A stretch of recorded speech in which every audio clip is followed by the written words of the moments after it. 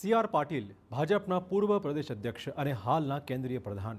તેમની જીતનો રેકોર્ડ એવો છે કે તે તૂટવો કે તેની બરાબરી કરવી મોટો પડકાર છે. વર્ષ 2022ની વિધાનસભા ચૂંટણીમાં ભાજપે મેળવેલી જંગી જીત છતાં સી.આર. પાટીલને હજુ પણ એક વાત ખૂંચે છે. તે કયો મુદ્દો છે તે વિશે પાટીલે મોકળા મને વાતચીત કરી. પોતાના અનુગામી સામેના પડકારો મુદ્દે પણ પાટીલે ખોલ્યા હતા અનેક રાઝ. TV9નો થિંક ફેસ્ટ આવા ઘણા બધા મુદ્દાઓનો સાક્ષી બન્યો છે. તો ચાલો માણીએ Adani presents what Gujarat thinks today કોન્ક્લેવની એક ઝલકને.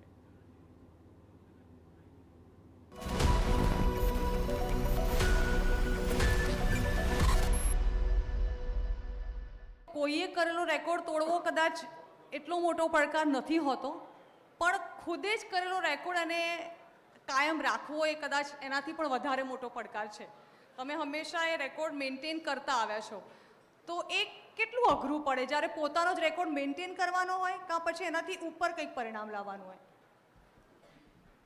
મારા લોકસભામાં 2009માં હું ફક્ત 1,34,000 મતે જીત્યો હતો. એ મારો પહેલું ઇલેક્શન હતું અને 14 દિવસ પહેલાં તૈયારી કરવા મળી હતી. બીજામાં 2014માં હું 5,58,000 મતે જીત્યો. ત્રીજી વાર 2019માં 6,89,000 મતે જીત્યો, જે તે વખતે આખા દેશમાં હાઈએસ્ટ હતા. આ વખતે પણ હું 7.73 એટલે લગભગ 7.5 લાખ મતે જીત્યો. આટલી લીડ મેળવી એ કોઈ પણ વ્યક્તિ, કોઈ પણ ઉમેદવાર એમ કહે કે આ મારી લાયકાતના કારણે, મારા કામને કારણે હું જીત્યો છું, તો એ તદ્દન ખોટી વાત છે. અચ્છા. નરેન્દ્ર મોદી સાહેબ જેવું એક નેતૃત્વ હોય, લોકપ્રિય નેતૃત્વ અને કાર્યકર્તાની ફોજ હોય, જે ગુજરાતમાં મોદી સાહેબના સમયથી અને એના પહેલાંથી પણ ઊભી કરવામાં આવી છે, એમની મહેનત હોય તો આ રિઝલ્ટ સહજ ભાવે મળી શકે એમ છે. અને એટલે જ 156 સીટ મળતી વખતે પણ હું પહેલાંથી કહેતો હતો કે 182માંથી 182 જીતીશું. અમે 26 સીટ ફક્ત 3,05,000 કુલ મતે હાર્યા. 5,000થી ઓછામાં અમે લગભગ 20 સીટ હાર્યા. એટલે 182 પણ જીતવું શક્ય હતું. થોડી મહેનત ઓછી પડી હશે, થોડી મારી ભૂલો થઈ હશે, એટલે અમે 26 સીટ નહીં જીતી શક્યા.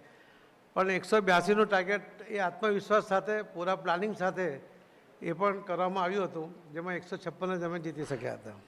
પણ 1 કરોડની લીડ ગુજરાતમાં મળી, પણ અલગ અલગ સીટમાં જે 1,000થી 5,000 સુધી જે લીડ ના મળી, એટલે ઓછા મત મળ્યા, એના કારણે એ 26 સીટ ગુમાવવી પડી. એનો વસવસો આજે પણ છે. 2027 પણ હવે તો નજીક છે. નવા પ્રદેશ અધ્યક્ષ છે. તમને એવું લાગે છે કે નવા પ્રદેશ અધ્યક્ષ માટે તમે બનાવેલો રેકોર્ડ એ બહુ મોટું ચેલેન્જ હશે? હવે નવા પ્રદેશ અધ્યક્ષ પણ સક્ષમ છે, એ પણ એક કાર્યકર્તા છે અને અમે એમની સાથે જ છીએ.